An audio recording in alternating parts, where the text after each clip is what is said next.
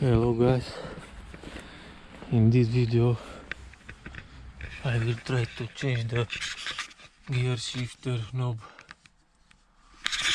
I have a new one on me.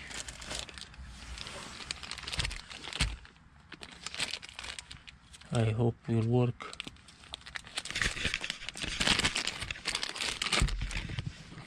With the letter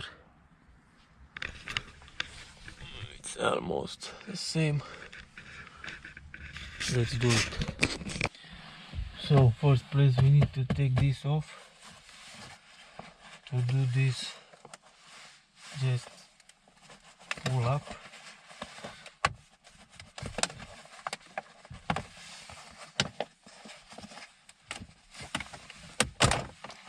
Okay, from the corners.